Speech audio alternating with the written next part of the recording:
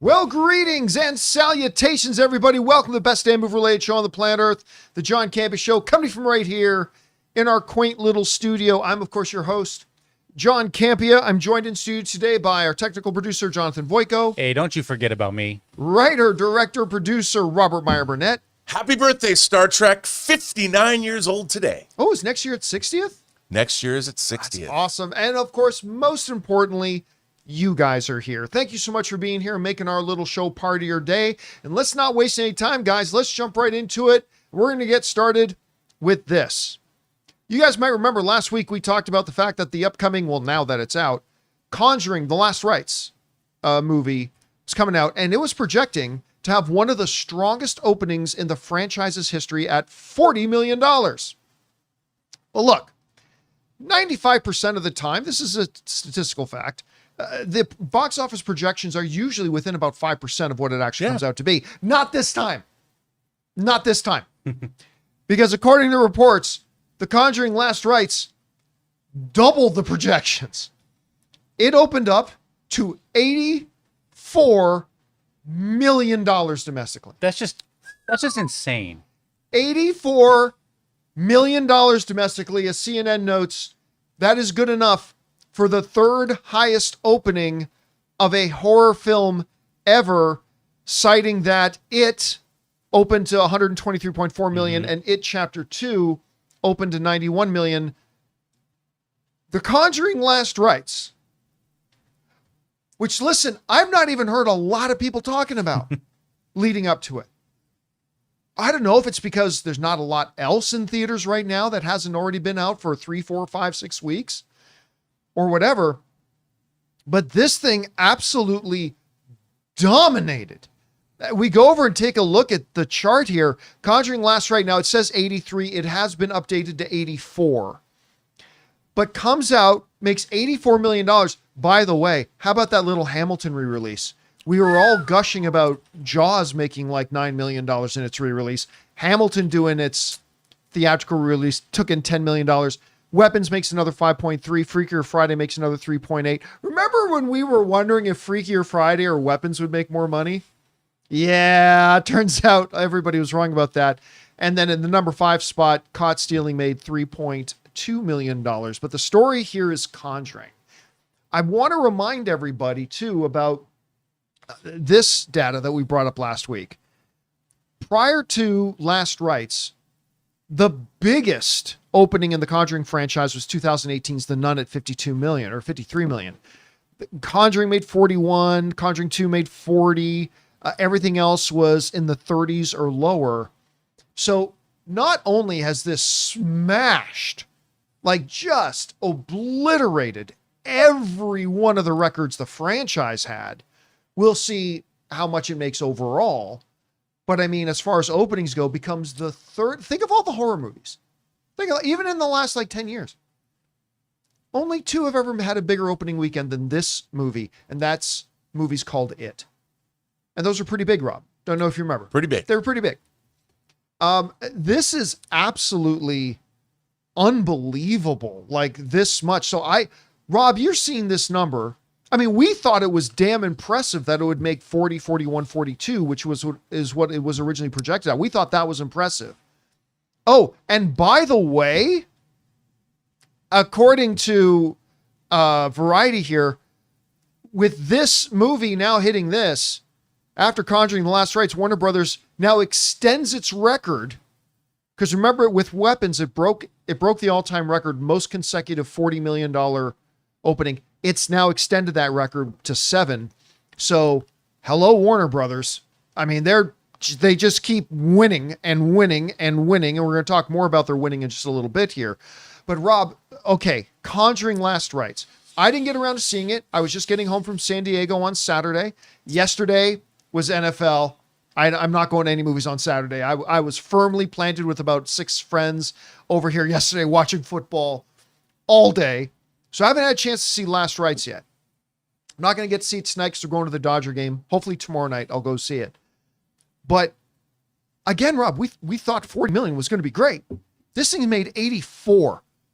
What is it that got almost twice as many people going to go see it than any of the other Conjuring movies before. What was the magic formula here? What worked? Well, I went and saw this movie. I went to the Irvine Spectrum and saw it in an IMAX theater. Such a great theater. And I got to give, there's been a lot of horror this year, so I've gone to a lot of my favorite theaters and seen horror movies. And I have to say that theaters got to get their act together, because I'm a stickler about how the presentation goes. And with horror films, when things are dark, you want to make sure that your theater bulbs and the luminance and all that are properly calibrated. Dude, seeing The Conjuring Last Rites at the Irvine Spectrum in their IMAX house, glorious, beautifully calibrated. The sound was earth-shattering, or glass-shattering, senses-shattering. My sanity was shattered. Terrifying. The movie looked great. Beautifully directed. The director in the franchise coming off The Nun 2. This film was leaps and bounds beyond that in terms of style and flourish. I think this franchise, you know what I think? Like Fast and Furious, it's about family. Earl and Elaine Warren, or Lorraine, Earl and Lorraine Warren, they're like your mom and dad. There's something, and this film is all about their daughter and the relationship their daughter has to her boyfriend, and then the relationship their daughter has to the ongoing, this case that they're involved in. Right. And I have to say, I thought this was a wonderful film. I mean, yeah, it's a Conjuring movie. It's not The Exorcist. It's not Rosemary's Baby. It's not Martyrs. It's things I love. But this film, as far as meat and potatoes, this franchise has consistently delivered, and I think at its core, character. You love P. Willie, and you love, you do. And you love his wife. You love Vera Farmiga. The two of them together are wonderful. They're a husband and wife that genuinely love each other. And then with the addition of their daughter, who's great, who joined them on this adventure, and her daughter has a boyfriend who started out like, I wanted to punch his face, and then by the end, you love the guy. And it was a wonderful send-off to the characters. They're going to do another movie. I'm just saying. Oh, 100%. There's no doubt about that. And now we've got the next generation. But this is a film that consistently, really well made, really involving. The scares, while familiar, never stop working. Some great makeup effects. Really creepy moments where like someone's hand is coming over someone's shoulder. I mean, there were some really good scares. Thoroughly entertaining. This was a little bit of a slow burn, but I really enjoyed this film. I've loved the Conjuring franchise. I thought that all the movies are pretty worthy, actually. And this film delivers the goods the same way that Final Destination Bloodlines deliver the goods. You go in expecting something. They give you what you expected, and they exceeded those expectations. Okay, but let me ask you this, because somebody in our live chat, I think it's Batman Bats in the live chat, is saying Conjuring is bigger than a lot of people think. No, it's not. No, it's not. As an NFL coach once said, you are what your record says you are. Yeah. You are what your record says you are. And the record of Conjuring has been, other than The Nun, which made like 50, and had a couple that made 40, all the rest of the Conjuring universe films have made 30s or 20s in their opening weekend. That's what they are. That's what the franchise is. And it's good. That's good. Those aren't bad. But they've gone on. How did this one, Rob? How did this one, if you take The Nun out of it, this one doubled what the previous best Conjuring film was in its opening weekend? Why were people with this particular Conjuring? Was it the marketing campaign? Was it them saying that, or alluding to or suggesting this might be the last one? Is it just that, is it films like Sinners and Weapons really warming up and boiling the pot for horror? What was it that got it such a big opening weekend? Look, I think honestly, it's the fact that this is a beloved franchise that people have been able to see on streaming. It's been 4 years since the last Conjuring movie came out. Horror has never gone away. And I think this is a beloved franchise the same way, and I keep on going back to this even though it's an old example, the same way that Terminator 2 was the first $100 million movie and it made $500 million when it came out, even though Terminator, which was successful, was still a low-budget movie. Right. People had seen Terminator on video. They'd seen it on cable. This is a beloved franchise that people have been watching now for the better part of a decade. It delivers the goods. People love these movies, and this is their core. This is the Conjuring. It's the basis. It's not a side story. It's not about Annabelle. It's not about a nun. It's not about the Curse of La Llorona, whatever. By the way, as a force multiplier, if you look at, we were discussing this yesterday on Let's Get Physical Media, Dieter brought out some numbers, and even the Curse of La Llorona, or Llorona, it made 10 times its budget at the box office. That these films are not expensive. I think this Conjuring was the most expensive at $55 million. And it's already made 175 worldwide. These movies make more money foreign than they do domestic. So they're big because they play well in Latin American countries. They play well in Asian countries, because everyone knows in Latin America and in Asian countries, ghosts are real. Your ancestors are looking down on you, and we don't get that in America. We have Westerns. We don't have real ghosts. But in Asia and in Latin America and in Korea. Europe, in Korea, they have ghosts. They have ghosts. They're all real, and they know that. And so you see these movies. These movies honor family, and they honor ghosts, and they travel well.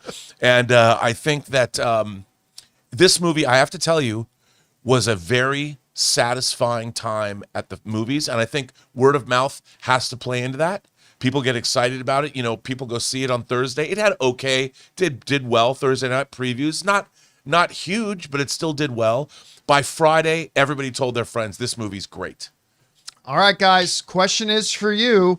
What do you think about this? Conjuring Last Rites obliterated its own projections, like doubling what its projections were, becoming by far the biggest opening in the franchise history, but also becoming the third biggest opening for a horror film ever in cinematic history. Whatever you guys think about that, jump down to the comments section below and let us know your thoughts.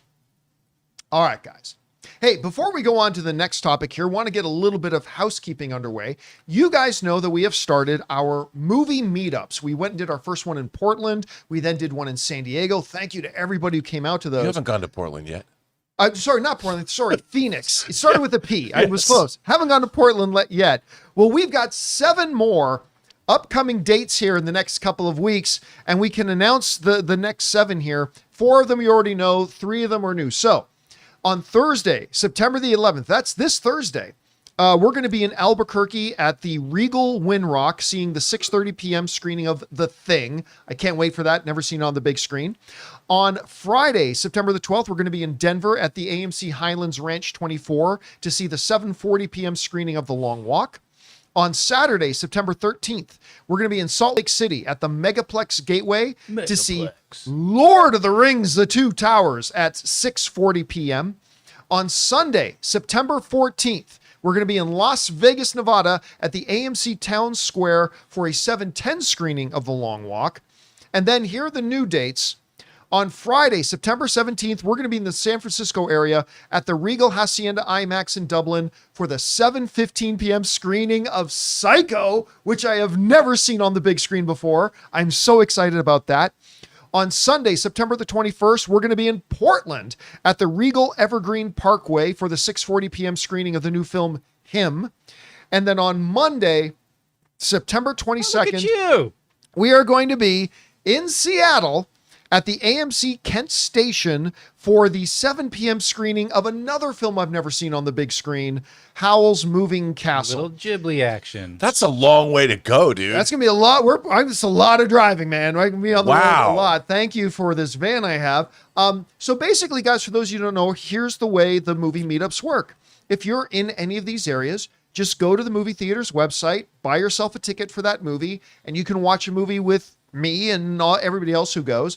And then after the movie's done, I just hang out in front of the movie theater for like 45 minutes, an hour, meet people, say hi, talk some movies, tell a couple of stories, take some pictures, whatever. It's just a real simple, informal gathering. You'll get to meet other people who watch the show as well, part of the community. And yes, for everybody who keeps asking, there are more dates coming. We will be going further east. We are going to be in Texas. We are going to be in Florida. We are going to be in Indiana. We are going to be in Ohio. We are going to drive to Florida? Oh yeah, yeah. We're gonna be doing Florida as well. We got those dates coming up. We haven't announced the dates Wow. yet, but those are all coming. We're gonna be in New York. We're gonna be in Buffalo. We're all over the place, guys. So those are coming, but these are the upcoming dates. We hope that you guys will come and join us for one of them. All right. With that down, guys, let's move on to this, shall we? You know, one of the big brouhahas, a bit of debate and discussion going around was the new Superman movie successful? People who have a basic fundamental understanding of second grade math know that it has been. There have been some people with agendas keep trying to push a narrative that somehow it wasn't.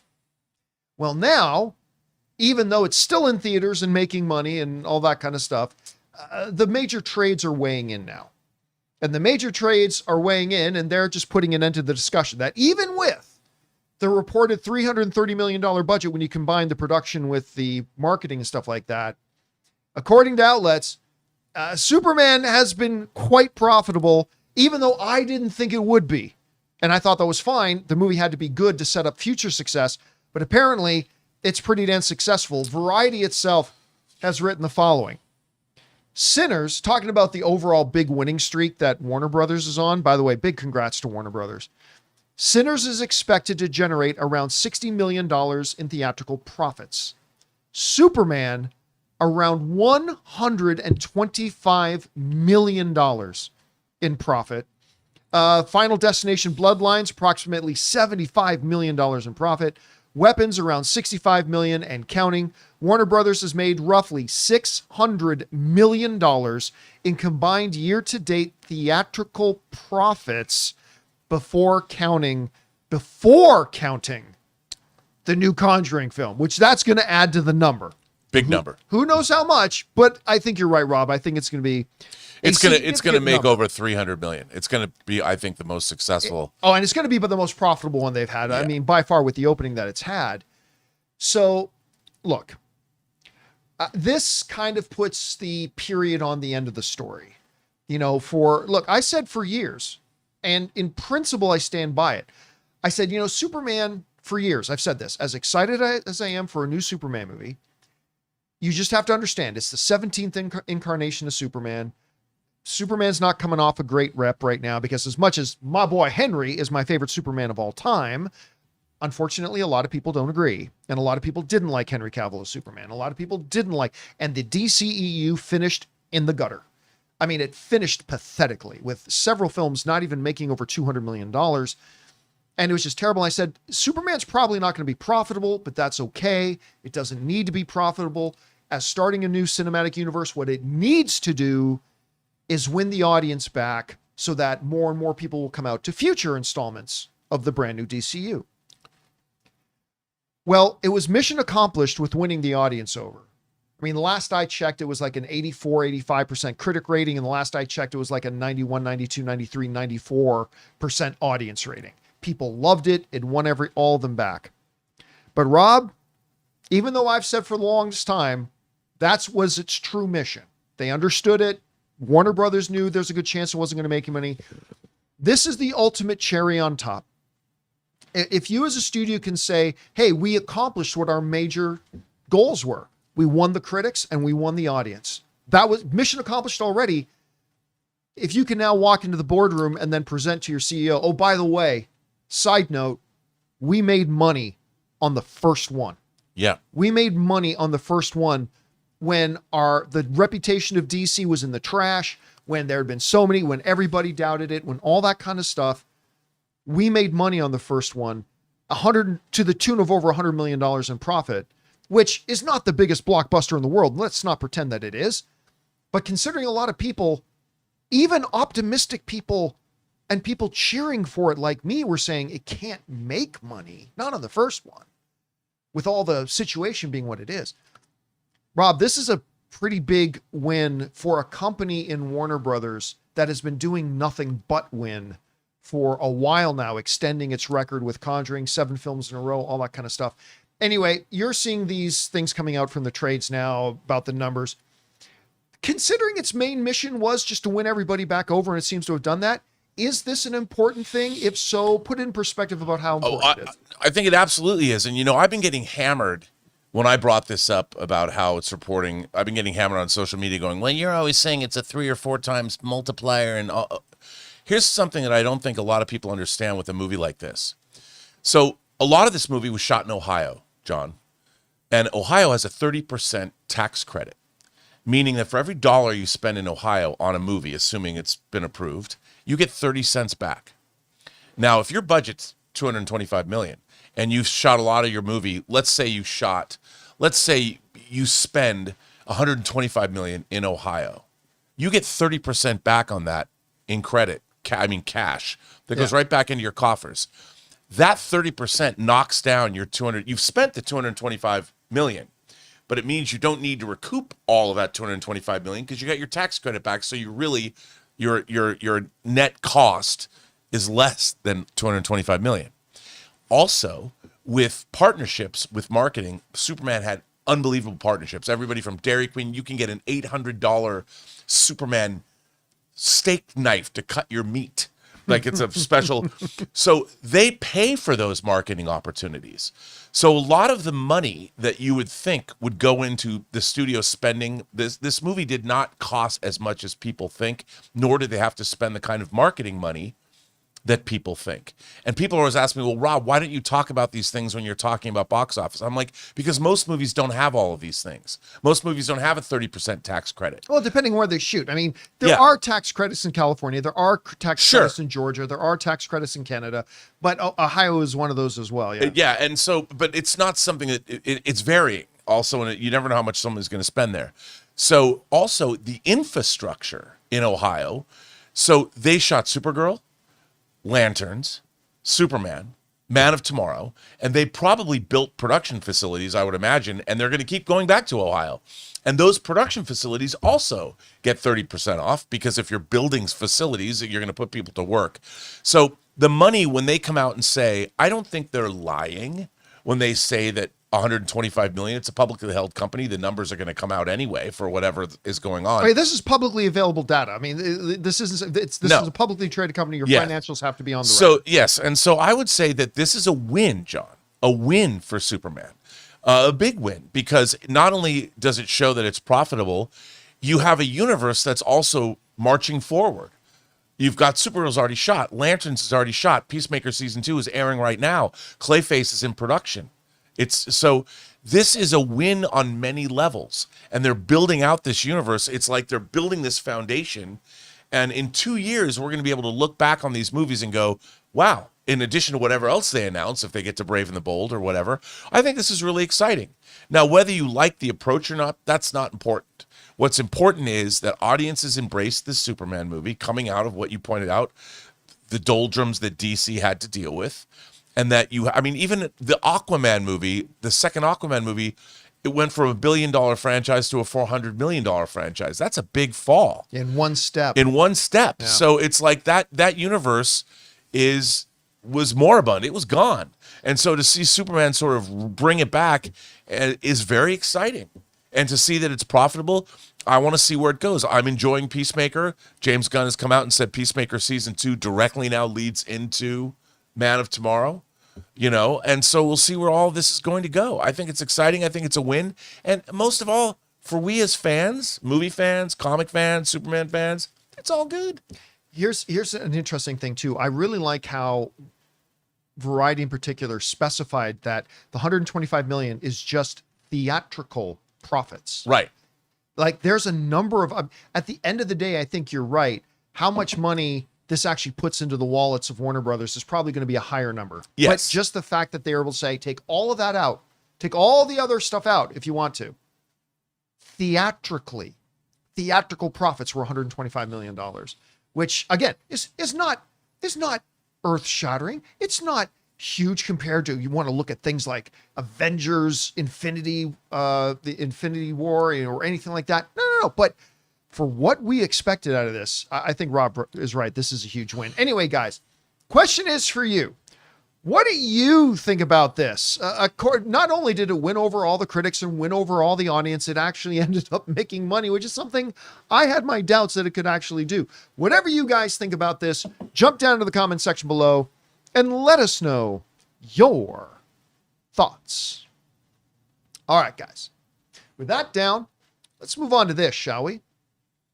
Now, the Emmys do something that maybe the Oscars might want to look at doing at some point, which is the Emmys are actually broken up into 2 different nights where they have all their major, big, sexy awards, best drama of the year, best comedy of the year, best lead actor of the year, all that kind of stuff on the main broadcast. But then they have one that comes earlier where they get a lot of the other awards out of the way. And that one happened a couple of days ago. So the Emmy Awards have already started. And already, Bryan Cranston, the studio, Andor, and Penguin are big winners. As Variety reports, Bryan Cranston has just won his first Emmy for a comedy ever for his incredible role, there it is, in The Studio. My wife and I and a bunch of her family were over here last weekend, and we started rewatching a couple episodes of The Studio, and we watched this episode. And I remember Ann saying, how does Bryan Cranston not win an Emmy for this? And then prophetic, because a week later it did. Here are some of the big winners from the Emmys already so far. Remember, we still got the other half to go. But winning Best Guest Actor in a Comedy, Bryan Cranston for The Studio. Best Guest Actress in a Comedy, Julianne Nicholson in Hacks. Best Guest Actor in a Drama, Sean Hatosy, who, by the way, for those of you maybe not recognize the name, he's like the main character's best friend who contemplates suicide at the beginning of this. He was amazing in this series. So well-deserved for The Pit. And Best Guest Actress, Merritt Weaver for Severance. She's the one who plays the wife where she's falling in love with his innie. And it's like, that's a wild story going on, is there. So all well done. But you know, before we move on to the other stuff, it does bring up a question, Rob. And I think this is something that the Emmys are going to have to address at some point. Because, you know, every year at the Oscars, people get nominated for Best Supporting Actor that have no business being considered a supporting actor. They're clearly a lead and all that kind of stuff. In the Emmys, you have 3 acting categories. You have Best Lead, Best Supporting, and Best Guest. Merritt Weaver was in 5 episodes of Severance. 5. Is that a guest appearance or is that a supporting performance? Bryan Cranston, I think, was in 3 or 4 episodes, almost half the season of The Studio. Is that a guest performance or is that a supporting performance? Sean Hatosy, who in The Pit, I mean, I think he was in at least 4 episodes. Is that a guest performance or is that a supporting performance? Look, I love all these winners. I love them all. But I do think that the Emmys are going to have to really hunker down and get a little bit more choosy about what constitutes a supporting performance versus a guest. To me, a guest performance is somebody who pops up in 1 episode. Maybe 2. Maybe 2. Once you're in 3, 4, 5 episodes in a season, you're a supporting actor now. But you're still not considered part of the main cast, even though you're still. But that's what I think. How are you not? Bryan Cranston's in like half the season. How is he not considered part of the main cast? Mary was in like 5 episodes. I mean, yeah, she's not a lead, but is she not at least then considered supporting? I just think the Emmys need to do a better job of really defining and put in some parameters about what they are. But anyway, that's for next year. Keep going on.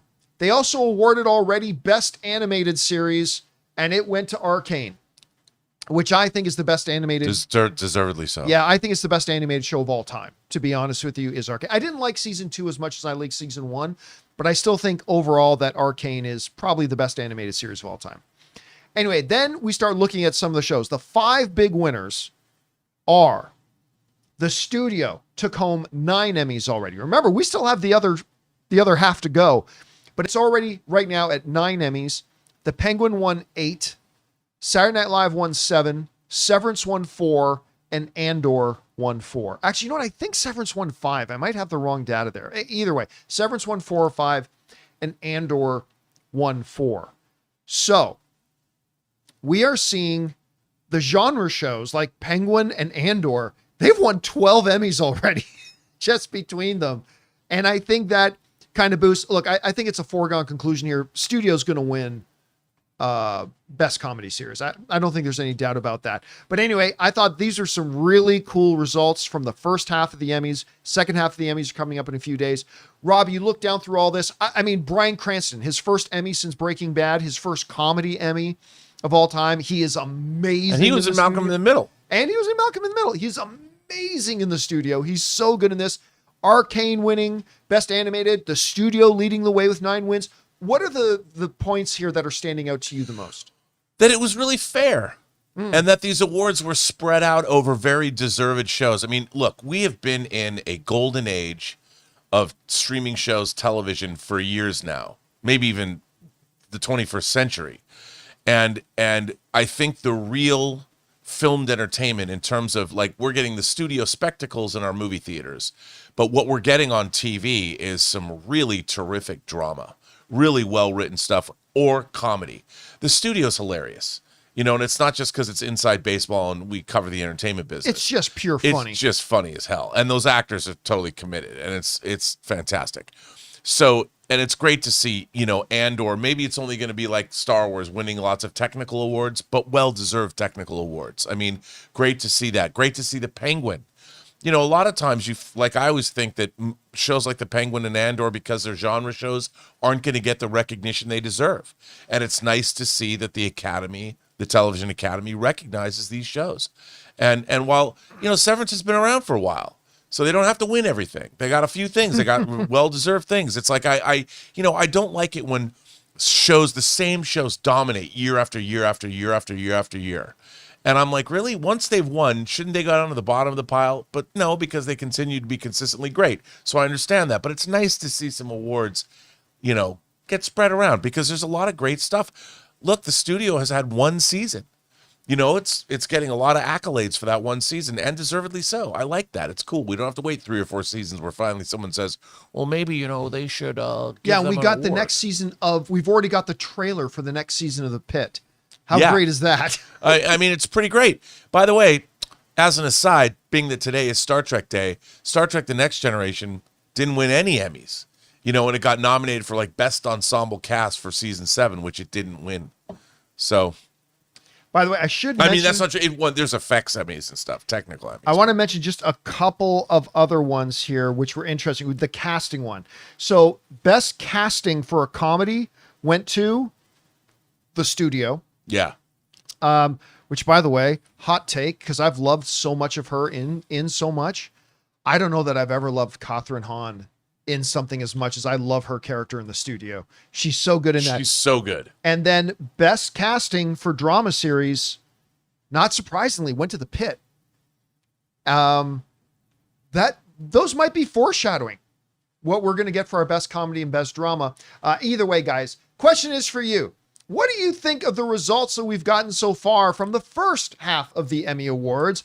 I thought there's some really cool and great stuff in there. I love seeing Bryan Cranston getting more accolades. What do you think about my thoughts, though, about I think the Emmys need to tighten up their definition about what's a guest appearance and what's a supporting actor. Whatever you guys think about it, jump down to the comment section below and let us know your thoughts. All right, guys. With that down, we're going to take a little time here and play a little game of Versus. We, of course, introduced this new little game the other day with Versus. The concept is simple. You guys write in giving us 2 things to pit against each other. Maybe it's somebody's performance in one movie versus somebody's performance in another. Maybe it's a comedy versus comedy. Maybe it's a director versus whatever it is.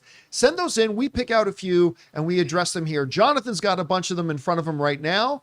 So, Jonathan, let's get things started. Okay, first up here, we got some verses. Who do you choose, Rob? Avon, Texas says the Batman versus the Dark Knight.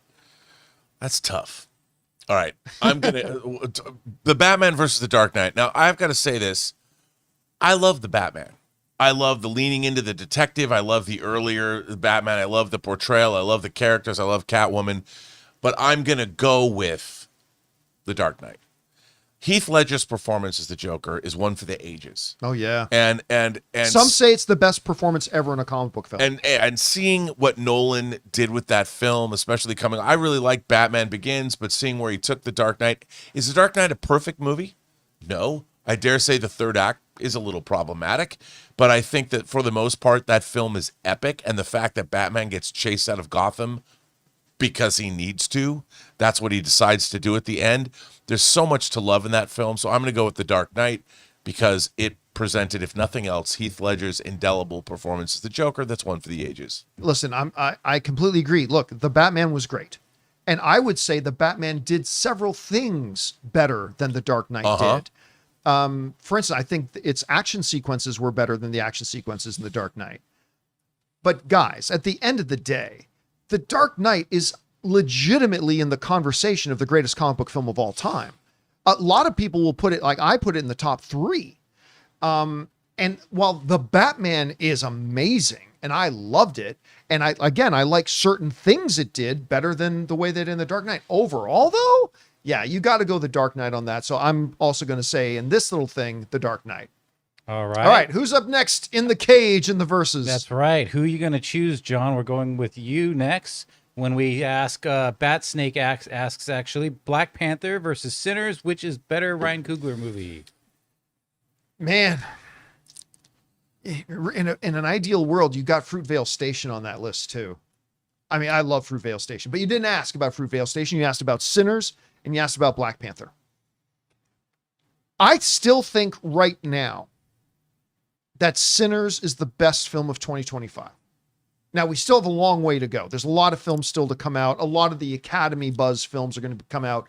I don't know if it's going to still there, but as of right now, I still think Sinners is the best film of the year. But I've got to say Black Panther. What Ryan Coogler was able to do, and I'm not just talking culturally or whatever, I'm talking about pure movie making realm. What he was able to do with Black Panther, with creating an entire world for us with Wakanda and giving us its mythology and such a great adaptation, knowing what to take from the comics and knowing when to create your own stuff and lore to build into the existing lore. The performances, the action, the music. Sinners did music pretty damn good too, make no mistake. But while I think Sinners is the best film of the year so far, I got to say Ryan Coogler's right now, his crowning achievement, I still think is Black Panther. So I'm going to go with that. Rob, what about you? Okay, I'm going to differ on with this, but only because the question was, what is the best Ryan Coogler movie? Black Panther, everything you said's true. But it's still something that Ryan Coogler, he didn't create Black Panther. He didn't create Wakanda. He brought them to the screen wonderfully well. But Sinners is an original film that he conjured up out of his imagination. So while, yes, had we seen certain elements of vampirism before in other films? Sure, but vampires, how many movies, when you see vampires in movies, are you not reminded of other movies and other scenes with vampires in them? Because vampires are vampires. But the way he combined music, the way he combined the depiction of the antebellum or the South, what he did in that film was totally unique and interesting, and I'd never seen it before, the way the characterizations were portrayed. I found myself going back and doing research, wondering, were there really that many Chinese immigrants in that part of the world at that time? Turns out, yes. Yeah, there were. I didn't know that. So I got to find out. I was educated. I was enthralled, and I have to tell you, I keep going back. I own the movie. I have the 4K disc, and every time I turn on HBO Max, I just kind of dip in and watch a few minutes of it just because I love it, and I love the performances. I love the actors. I love everything about that movie, so I'm going to go with Sinners. All right.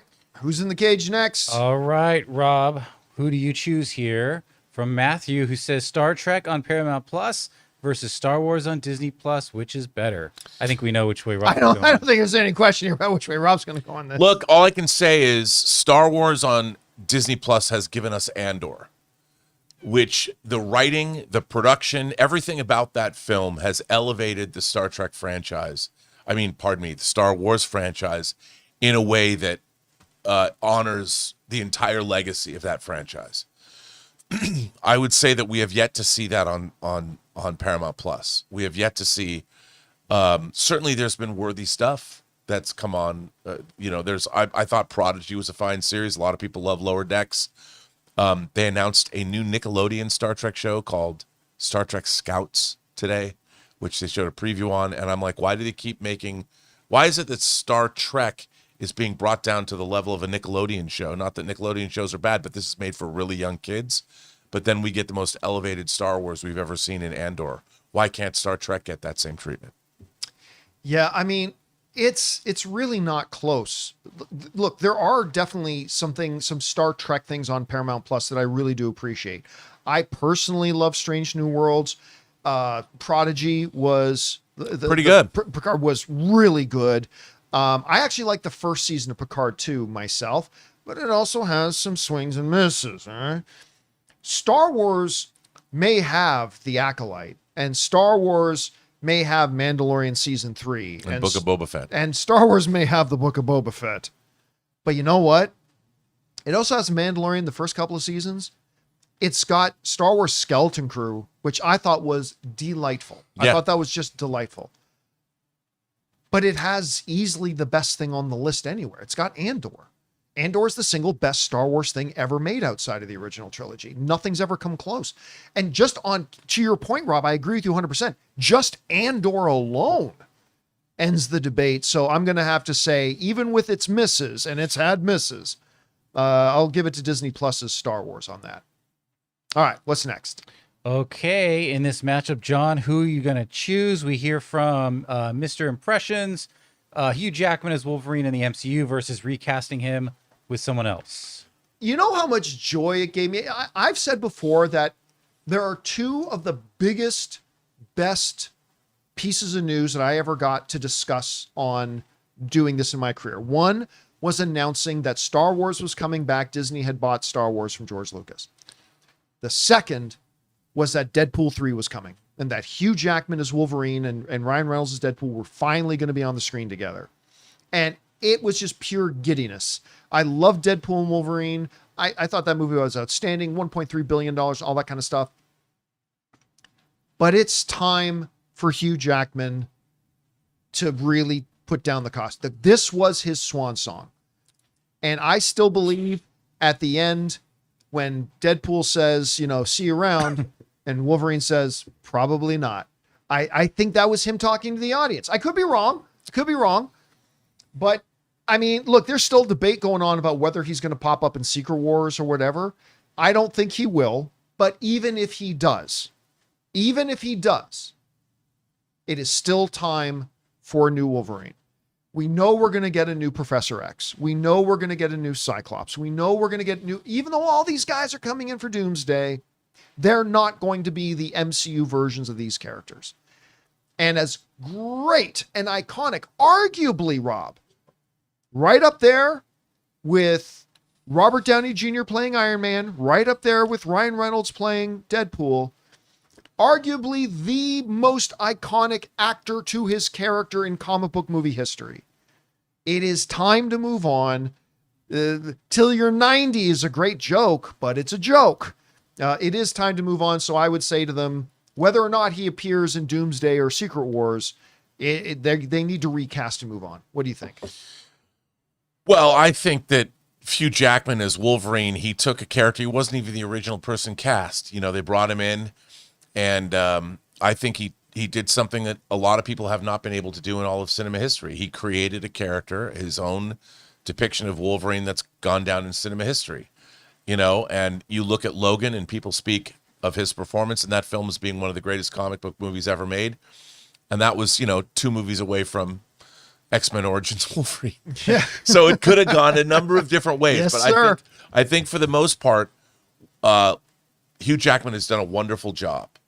I think anyone who fills those shoes, it's going to have to be different, but they've got a long road to travel. And Wolverine, he's been around playing that character for a quarter century now. So I'm going to go with Hugh Jackman in terms of... You would take him staying in the role at 58? How old is he now? Versus recasting him? I think he's absolutely going to be... by the way, I don't know this for a fact. I haven't heard anything.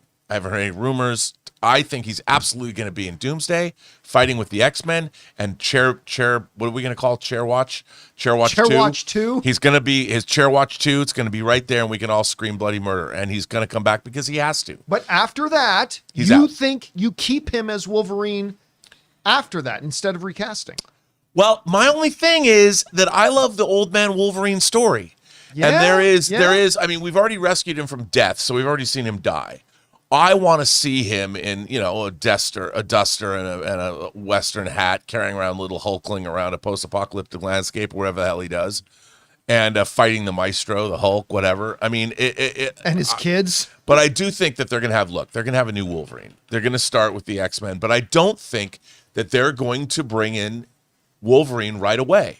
I think that the MCU is going to take a different tact, and they're going to give us the ensemble X-Men coming together from the beginning. We're going to see how that works and plays out. All right, what's next? Okay, we're coming back at you, Rob. Uh-oh. So in the penultimate matchup, who do you choose? Arun Peacemaker versus the Penguin. Ooh, that's a tough one because they both deliver different delights. They're two very different. They are two very different kinds of shows. Here's the thing. I'm more inclined to go for shows like The Penguin because I love crime thrillers. It's much more set in the real world. It's a totally different kind of experience. So I personally enjoyed the first season of The Penguin very, very, very much. But it's so different from the Peacemaker show that I wouldn't want to lose either one of those shows because they tickle different fancies in me. So I'm drawn to The Penguin more. I guess that's what I have to say because it's versus. But if there was no Penguin and there was only Peacemaker, that would be fine too. I like the fact that I live in a world with both. Yeah, look, you're not wrong. This is a Sophie's choice. Yeah.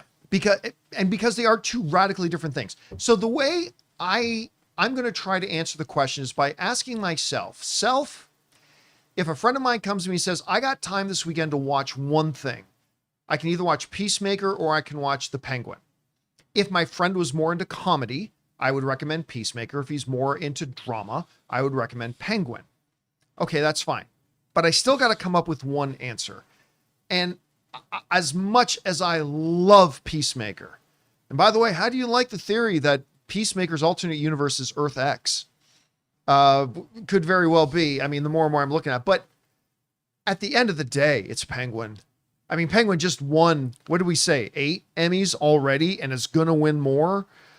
It's just, I've said for a long time, when Peacemaker first came out, I said, this is the best DC television show ever. With all due respect to a lot of the fun shows in the Arrowverse and all due respect to Smallville and what have you, this is the best DC show ever. Until The Penguin came along. Because The Penguin isn't just a great DC show. It is a great show. And it's winning tons of awards for that. So yeah, I got to agree with Rob. I'm going to go with The Penguin on that. All right. What's next? Okay, in our final matchup, John. You ready for this one? All right. Nathan winning. Streaming versus physical media. That's a setup if I've ever seen one. All right, look. Everybody knows the way we're going to answer it, but let me give you my answer and why, at any rate. I think there's a lot of different check boxes and criteria that I would go down and try and determine. I did go down when trying to determine, am I going to focus all my attention on collecting my stuff digitally, or am I going to focus my attention and my money focusing on collecting things physically? Look, the romantic thing is to say physical, but it's not the practical thing. What good is a 4K deluxe, whatever edition of a DVD or a Blu-ray if you don't have it in your hand to watch it? What use is it? What good is having the latest, the first DVD of whatever movie, blah, blah, if you can't find it because you literally haven't pulled it out to watch it since 3 moves ago? What good is having the deluxe collector's edition of the Two Towers if I'm in Indiana visiting my buddy and we're in the mood to watch the movie that night? What use is it? What use is it? All the advantages you can name about physical media is all theoretical. It's theoretical. You get higher bit rates with the disc. You know what? You know this one. They did this study. 85% of people can't tell the difference when you're watching a whatever stream on a high quality stream, whatever. Is the quality better on the disc? It is. But most people can't recognize the difference. So what good is it having this big, vast movie collection if half the time it's not available for you to watch unless you are in your living room and you can walk to your shelf and grab, you know what it's like, Rob? And I know this is going to be a vulgar example, but you'll get the point, okay? You know what it's like? Look on his face. It's like going, oh, my new girlfriend is so smoking hot. Look at her. She also happens to have just taken a vow of chastity. So what's the use? What's the use of being able to say she's the hottest, sexiest woman I've ever met? Oh, but she happens to be a nun. What's the point of the first thing you just said? So for me, and I understand, well, at any minute they could disappear. Listen, I collected physical media for a lot of years. The conversations, John. It's the conversation. It's the conversation. I collected physical media for a lot of years. I lost track of how many discs I misplaced, lost, lent to friends, got misplaced in the moves. I've heard the horror stories. All I can say for me is in all the years that I've been buying all of my movies digitally, I haven't misplaced a single one. If I want to watch one right now in this room, I can. I don't need to go somewhere and find a disc. When I'm on the road, on the movie meetups, if I'm in Portland and I'm, settling in for the night before the movie meetup, if I want to watch, Justice League, I can. I don't need to have some physical disc with me. So for me, it comes down to a question of practicality. I don't need a whole ton of space to store it. I have it accessible to me wherever I am in the world. Does it have its drawbacks? 100%. But when it comes down to pure practical use, to me, it's streaming. Rob, you 100% agree with me. Why? No. Look, streaming is great, no doubt. But I would say that streaming is extremely limited. And in terms of, I'll give you an example. Recently, I bought a box set from the UK of 4 science fiction movies that were made in East Germany in the 60s and 70s. It was kind of their response during communism to 2001. And they were 4 movies that basically displayed a depiction of a communist future where we'd conquered the stars and all that. 3 of those movies I'd never seen, and the 4th movie I'd never seen in its original form. So I bought this incredible box set, came out from Eureka in the UK. The movies were a revelation to me. If I had seen them as a little kid, would have been amazing. There is nowhere where these movies are streaming. Doesn't exist. Can't get them. The only way you can see these movies films, that 98% of people will never go out and try to find a watch. But I personally, that's true. Not only do I, but I that's fair. If I'm going to talk about what's more practical for me, it's fair for you to bring that up as well. Yeah, and I'm right. So I'll give you another example. LA Confidential, I wanted to watch the other day. It was not streaming anywhere unless you had to pay for it. It was like on Amazon, it was like $3 or whatever. Right. But it is available. It's available, but I still had to pay. I already bought it. I went down and watched my Blu-ray. I own it. So I have curated, based on what I love, a selection of films, thousands of movies actually, that I have at my fingertips, and a lot of which are not streaming. Old movies, even new movies. Movies that horror films, obscure foreign films. There's all kinds of things that I have in my collection that simply aren't streaming, because streaming really does not support the idea of movies that aren't getting watched a lot. If something it's only going to stay on streaming if people are watching it. And if people don't know something exists, they're not going to be able to find it anyway. So a lot of movies and a lot of cinema history is going to go by the wayside and disappear. Yeah, 100% I agree. Again, I feel that only impacts me about 10% of the time. So again, I mean, it's a thing. And by the way, like, as somebody who takes the streaming side of things, I also think one of the big benefits of physical, and this is one that doesn't get brought up a lot, I have heard a few people mention it, but one of the big advantages of physical is there is something about the collection. There is something very satisfying about simply the collection. A lot of my friends who are big cinephile friends, one of their favorite areas is whatever wall they have where they've got all their discs and everything, right? Like that is something you don't get with streaming. No, I mean, just yesterday, you can see the picture on my Instagram feed. I have my own Criterion closet, but at the end of it, there's a cul-de-sac where all my 4K discs are. And it's Billy bookcases from IKEA. And there's 3 of them, floor to ceiling. And I was alphabetizing, because you have to. And if you don't alphabetize, so I was alphabetizing from the bottom up. I had to restructure everything to go from Z all the way up, back up to A. And I put a picture in there. And I have to say, standing in my little cul-de-sac of 4Ks looking around, that is my happy place. Yeah.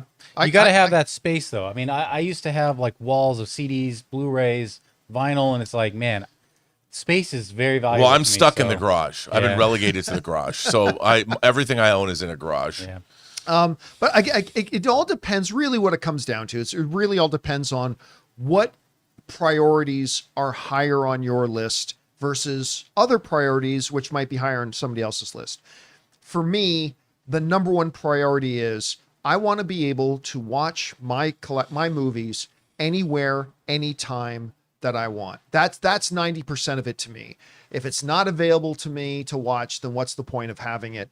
Whereas other people will have different priorities that are more important to them. So that's why I love this question. You know right away I'm going to say streaming. You know right away Rob's going to say things. And both have their advantages and disadvantages to go with them. But it Of course really I'm is. right. It's whatever works for you. All right, guys, that will wrap up this little installment of Versus. Thank you so much for everybody who sent in the topics for that. Keep your guys' eyes open, by the way, on our community tab on our YouTube channel for when we put out calls for you guys to send them in, because we pick your submissions to use on the show. All right, with that down, let's move on to our next issue here, shall we? And let's go on to this. You know, there's a new movie coming out called The Long Walk, which of course we've been talking about ever since CinemaCon. I did not know this movie was coming. Mark Hamill came out on stage, introduced the big presentation for it, and I went crazy for it. Not as much as I went crazy for Project Hail Mary, but I was like, holy crap, this looks really good. And then Rob proceeded to tell me about how he's been reading this story ever since he was a lot younger. 7th grade, baby. 1980. And so the question has been, and we're going to be watching it at a couple of our movie meetup stops, is it going to be any good? Well, apparently, people love it. As of right now, The Long Walk is holding, get this, a 95% critic rating, with a lot of these critics saying stuff like, this is either the or one of the best Stephen King adaptations of all time. Let's go over and take a look. We Live Entertainment wrote, the film happens to be the best Stephen King adaptation I've seen in a long time, bringing together suspense, violent deaths, a bit of mischief, and a unique coming-of-age aspect that helped carry this movie each step of the way. Vital Thrills wrote, one of the very best adaptations of Stephen King's work, a bold statement considering that so many great films have sprung from his novels, but I'd put The Long Walk right next to The Shawshank Redemption. That's big talk. Anyway, and Stand By Me in that honored holy place. Reeling Reviews wrote, the story itself isn't anything new, and most will predict exactly where it's headed, but an extraordinary ensemble invests us in characters coming to grips with a dark fate. That's actually kind of reminiscent of one of the things you told me about it, Rob. Movie Mania wrote, Francis Lawrence's uncompromisingly bleak adaptation of Stephen King's novel boasts a stellar cast. Screen Realm wrote, an impactful, bleak journey with a pulse. Director Francis Lawrence adapts Stephen King's anti-war allegory with clear purpose, building on brutally simple conceit, keep moving or die, while still finding small pockets of warmth and key humor. Deep Focus writes, The Long Walk is Francis Lawrence's unfettered masterpiece and among the greatest of all Stephen King adaptations to the screen. Slant Magazine wrote, a ferocious adaptation of Stephen King's 1979 novella as a passion play about class solidarity. Cinemasters wrote, simply unmissable. Flickering Myth wrote, gut-wrenching and unshakable. The Long Walk is blistering, propulsive.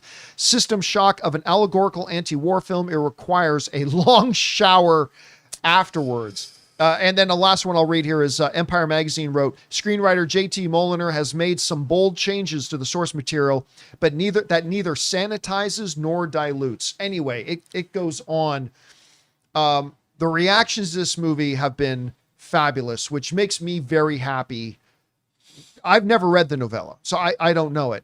But just knowing how excited the presentation of it made me, hoping that this would be good. I mean, listen, if this could be a year where we get Mark Hamill in Life of Chuck and hopefully another good one in The Long Walk, that would be amazing. To see him play the villain is always delicious. Anyway, Rob, You've seen the movie yourself. I Mm-hmm. mean, you are very attached to the original story. You've been Very much reading so. it since you were in 7th grade. What are you taking away from everybody's reactions to it, and how do their reactions and reviews of it match up with your thoughts on the film? Well, when you've read a book and you've been thinking about it for 45 years, you have a very specific way you'd like to see it adapted. That said, The Long Walk is a very good film. Francis Lawrence is a very great director. I've really loved him since I saw Constantine. And of course, he's directed how many Hunger Games movies now? He's done 3. He's done 4 because he did the Ballad of Songbirds and Snakes, and he's doing a 5th one. And a lot of people are going to say The Long Walk is kind of a ripoff of the Hunger Games, which it's not. It was around first. The book came out in 1979, so it's interesting that he directed the film. I think this movie, like all, great films, this is going to be a zeitgeist movie for Gen Z. I think Generation Z is going to see this film. It is uncompromising. It is difficult to watch. It has a lot to say. I would imagine it would not strike me. If it doesn't become a huge box office hit, it's definitely going to become a film like The Shawshank Redemption that people remember. It's beautifully mounted. It's beautifully acted. The performances in this film are incredible. It is very uncompromising. It is unflinching. It is really hard to watch, I think, at some points. But it is a wonderful movie that shows a deep integrity and love. There are significant changes made to certain elements of the novel that I was like, I don't know. But upon reflection, I can't complain. I mean, look, I love David Cronenberg's adaptation of The Dead Zone. But The Dead Zone, the movie, there's no way to include the first hour or the first 100 pages of the book because John Smith's in a coma. So, you can sit there and go, well, The Dead Zone isn't exactly like the book, but it's a wonderful adaptation of that novel. I would say that The Long Walk is not exactly like the novella, and they made some changes, but it is a wonderful adaptation of the source material. You know what? I can't complain because it could have been not good. Let me ask you a question. So, as somebody who knows the book, who's seen the movie, as somebody who is excited to see the movie, the presentation, the trailers suggest to me that I'm going to see several moments in the film that really disturb me. Does it deliver that, do you think? Yes. Okay. But there are things that are disturbing that aren't necessarily what you might think. Oh no. Like there is imagine, if you will, that there are certain bodily functions that occur in your body, but if you're in a situation where you can't stop moving, how do you deal with those bodily functions? Oh my God. And you see depicted in a way that was shocking because you're like, I've never quite seen anything like that presented in this way before. And it's both horrifying and hilarious. All right, guys, I don't want to know anymore. Question is for you. What do you think about this? The first reviews for The Long Walk are coming out and like they're spectacular. Like across the board, they seem to be saying this is one of the absolute best Stephen King adaptations. Oh, Rob? I just wanted to say, isn't it amazing that the first Stephen King adaptation was Carrie in 1976? Wow. And it is 2025. And we're still getting, we got Life of Chuck and The Long Walk. The man still continues 50 years later. And a redo of Carrie recently. Yeah. And by the way, a book just came out, an anthology came out last week that is all short stories set in the Stand universe. And I am a stand for the Stand, and I'm in the middle of this book. And that he continues to populate the American nightmare subconscious is amazing. All right, guys. Question is for you. What do you think about all this? And what do you think about the reactions we're getting for The Long Walk? Are you looking forward to seeing it? Maybe you're not. Whatever you guys think, jump down to the comments below and leave your thoughts there. All right, guys. With that down, let's move on to this, shall we? There's another new movie coming out that has just debuted at the Toronto International Film Festival. I propose, it's not the biggest, sexiest one. I think it's the most important film festival on the Hollywood schedule for a lot of different reasons. But the new Knives Out movie, Wake Up Deadman, has just debuted down at the Toronto International Film Festival, TIFF. And it is getting really big responses. This at a Cinema Blend saying Wake Up Deadman has screened and people are raving about Daniel Craig's darker Knives Out movie. Now, remember, we've talked a little bit about this, that Netflix is actually going to give a 2-week theatrical release to this movie, which is good to see. Again, Netflix, every time they do these experiments, they get the answers they don't want, which is theatrical works better. Yeah. Be that as it may. So right now, we were just talking about The Long Walk has a 95% rating. So Knives Out, Wake Up Dead Man, currently has a 96. Again, and this is coming out of the film festival circuit down there. Now, look, for the record, I love both of the Knives Out movies. I think the first one is a little bit better than the second one, Glass Onion, but I had a ball with Glass Onion. I thought it was great, but that first one is just, chef's kiss. Rian Johnson has made the whodunit murder mystery cool again. I love those movies, so I've been really excited about this one. But apparently, according to these reviews, a lot of them saying this is a darker film than the others. Like, they'll still have some good humor, but it's definitely darker. Anyway, let's go over and see what some of the critics who saw it down at the film festival are saying. In Session wrote, shows Johnson's clever ability to depict several contradictions simultaneously, yet all the while still have them fit neatly and organically into the great puzzle of his latest mystery. RogerEbert.com wrote, it's a film so rich in ideas that it's the rare whodunit that seems likely to play even better the second time when following the mystery can take a backseat to considering how Johnson has crafted one of his best screenplays. CG Magazine wrote, for a story that was supposed to pay homage to Edgar Allan Poe's stories, the middle portion of this movie lost traction. The darker themes died out in the middle meant for this movie, and yet, somehow, it landed super strong in its final few scenes. Film Festival Today wrote, it's overlong. It's still a thoroughly entertaining mystery adorned with plenty of atmosphere and hijinks. Award Watch wrote, O'Connor and Craig have electric, insanely believable chemistry, and with that, the audience can buy into their journey down the rabbit hole with every fun zig and zag along the way. Flickering Myth wrote, while perhaps not the strongest of the three Knives Out films, it's still incredibly captivating and might be Johnson's most personal film yet. Next best picture, we'll end on this one, seems Wake Up Dead Man proves beyond a shadow of a doubt that when it comes to cinematic murder mysteries, nobody does it better. And it goes on and on. Now, look, I'm going to admit, I'm a little disappointed to hear that they're changing the tone to go a little bit darker. Like a lot of the stuff that I read is still saying, hey, there's still great humor in it, because that's been one of the hallmarks of the first. Like, I think a great hallmark of a great whodunit is having good humor in it to go along with the big mystery. But, you know, the teaser, which dropped today, by the way, and the little previews did seem to suggest we'd be going a little bit more darker in tone. This is, according to Rian Johnson, going to be the final Knives Out, but he's open to maybe somewhere down the road doing more, but this is the last one with the Netflix deal. I am thrilled to hear the responses so far. And again, at a 96%, coming out of an arguably tough crowd at the Toronto International Film Festival. Not necessarily as tough as the Cannes Film Festival, but still a decidedly tough crowd. This is good to hear. Rob, where have your expectations been? What are you hoping for out of this new movie? And what do you think about the reviews that we're getting for it so far? Well, you know, I've been a fan of Rian Johnson's all the way back to Brick, you know, and things like that. I love that film. Bloom, and I'm a fan of his. I really like the first Knives Out a lot. Like you said, Glass Onion was a hoot. Really, really enjoyable. And what's the one he did with Bruce Willis and a Looper. Looper. Oh God, Looper's I love Looper. Great. Looper's I love so good. Looper. I mean, Looper's great too. And so, you know, original film. And I thought Glass Onion was a hoot. I didn't love it as much as Knives Out, but it was so much fun. It was a fun romp. I thoroughly enjoyed it. I'm really looking forward to this. And I think what's cool about this franchise is it's a auteurist franchise. Yeah. You know, it's a writer-director bringing us something that only he could bring us.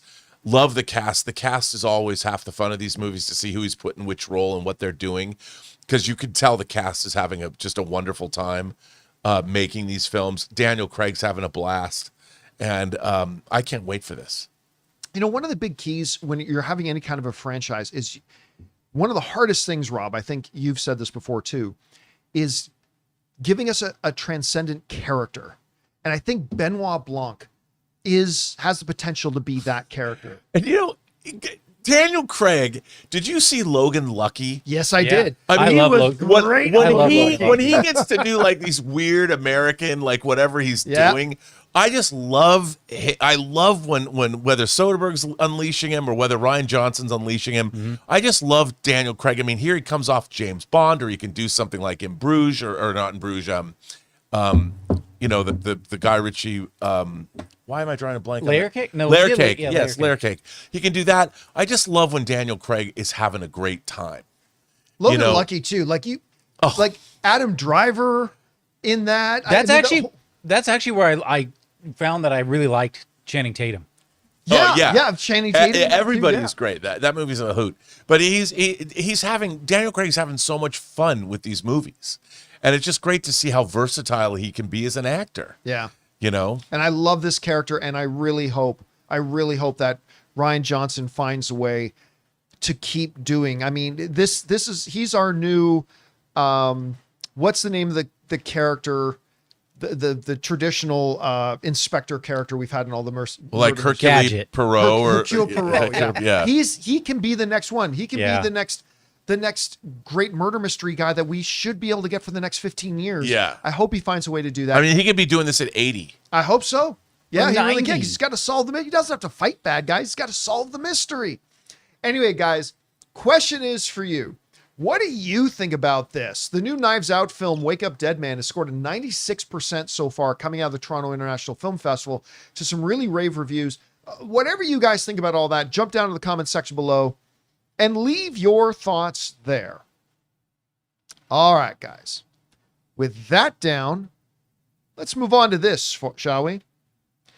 You know, on top of the Hugh Jackman thing, one of the other names, at least a couple of the other names that everybody seems to insist are going to be a part of either Avengers Doomsday or Avengers Secret Wars are that of Andrew Garfield and Tobey Maguire. Now, again, I don't, much like Hugh Jackman, I don't think we're going to see either of them in the new one, in anything else. I thought, you know, this was the way that Andrew Garfield, who never got his third film, and Tobey Maguire, who they announced Spider-Man for and then pulled it away from, neither of them ever got to say goodbye as the character. But Spider-Man No Way Home gave them that opportunity to have their send-off, to say their goodbyes. Perfect. They're done. Well, according to a new report, and there have actually been a couple, I'll talk about this in a second. You know, they're shooting 2 movies right now over in London. They're shooting Spider-Man Brand New Day, and they're shooting Avengers Doomsday. I heard some whispers last week that one Tobey Maguire has been seen around town there. I thought, okay, now I don't think he's going to be in either of these things. I don't. But even I had to go, And now other outlets have heard the same thing.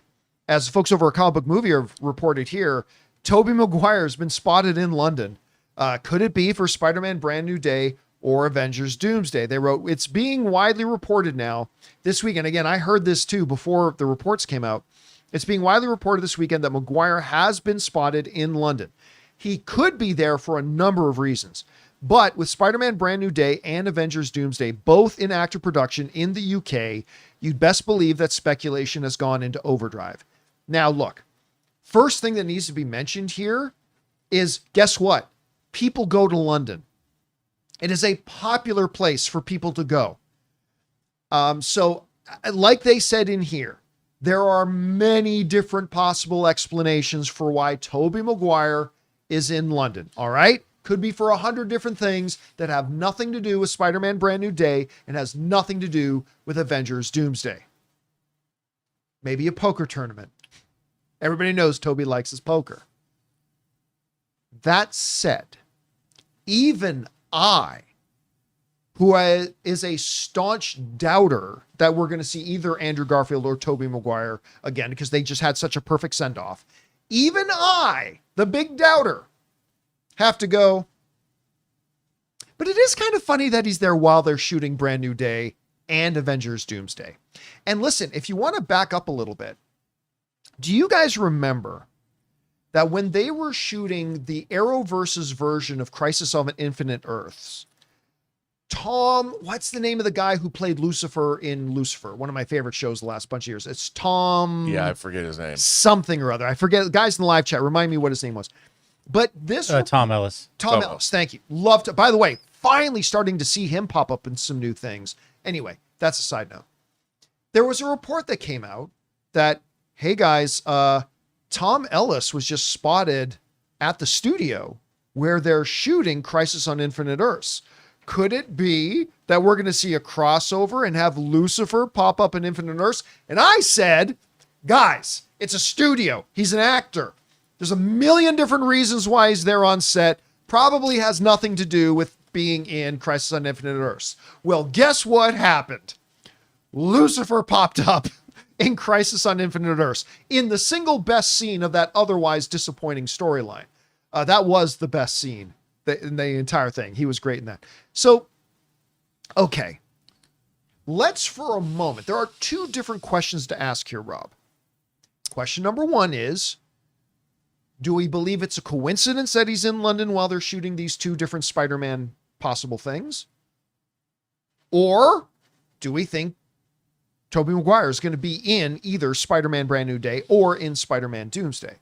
The second question then becomes, if he is, if we assume for a moment that he is, just for the sake of discussion, let's assume he is that a good idea? And in what kind of capacity could they be using him? I must confess, Rob, my staunch doubt that Tobey Maguire is going to be in either of these things is on shaky ground right now. Now I'm not so sure. Again, could be a million different explanations about why he's in London right now, but it is rather a convenient coincidence that it's right now that he's in London. So let me put the question to you. Number one, do you think he's going to be in these things? Is it just a coincidence he's in London or no? And then assuming for a second that he is going to be in one of them, is it a good idea? And in what capacity could you see them using him? I think absolutely he's going to be in both of them. You think he's going to be in both I of think them? he's going to be, yeah. And I think it might be in Brand New Day, they show up at the end and they're going to be taken into Doomsday, all of them. The reason that I think that they're both Andrew Garfield and Tobey Maguire are going to be in these movies is because you can kill them. Jeez. No, I'm serious. Narratively, that's true. Because in Brand New Day, I think Brand New Day is going to have its own story, and I think if they show up, it's going to be in a post-credit scene where all three of them gets transported into whatever shenanigans is happening in Avengers Doomsday, because it's a big multiversal thing. And the thing about having them in there is, one, we love seeing them already together. They made $2 billion in the last Spider-Man movie. It'd be silly not to use them. You're bringing back all the X-Men. It's going to be a gangbang of epic superhero proportions, the likes of which we will never see again. And when they finally get to Battle World, which I think they'd be on too, you need cannon fodder. You need people that can die. And a lot of people can die, but you need people that have weight and gravitas. So when you actually kill them on screen, people are like, oh, you can't kill. They've got to have weight. And I think these three Spider-Men, you're going to see the end of them. They're going to have the send off. It was great. I loved No Way Home, and it was fine. It was fun to see them all, but it was kind of, then they went away. No, this is going to be final. We're ending this. We open this door and we can't sit there and go, but maybe they'll come back. No, this is going to be the end. It's finally the end of Rico. It's going to be the end of these guys. They're going to kill them. You know what that reminds me of? Them bringing Captain Kirk into that Star Trek Next Generation movie where they go, oh my. Yeah, oh my, it was fun. Fell off a bridge. Give me a break. I get it. I mean, not the bridge we wanted him to die on, but no, okay. Different one. I've said for a while, because you bring up a very interesting proposition here, because I've said for a while that who you have Dr. Doom kill? Like, if you want to have, I talk about John Wick a lot and the brilliance of the puppy, because the filmmakers needed the audience to, in one unified voice, completely condone the unspeakable violence that John Wick was going to do. You had to have the audience totally get on board for all the horrific, terrible things he was going to do to people. And killing that puppy did it. And I've said for a while, you want to create that same thing for Doom? You have him kill Tony's daughter. Have him kill Pepper and Tony's daughter. And you're going to have everybody's going, this guy's got to die.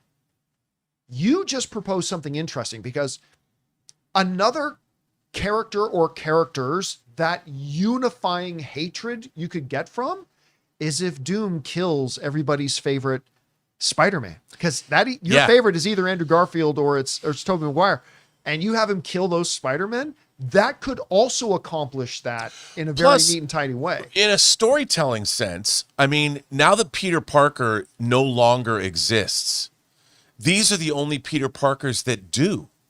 And at least from Tom Holland's perspective, I mean, he's still Peter Parker, but to see, these friends that he made and what they might represent to him, part of himself is being eliminated. And look, the X-Men can come and go. Cyclops is dead. Then he was resurrected in Days of Future Past. And 3 times they kill Professor X. Yeah, and they keep killing Professor X. So, the X-Men can go, timelines change, whatever, but the Spider-Men are eternal. You kill them.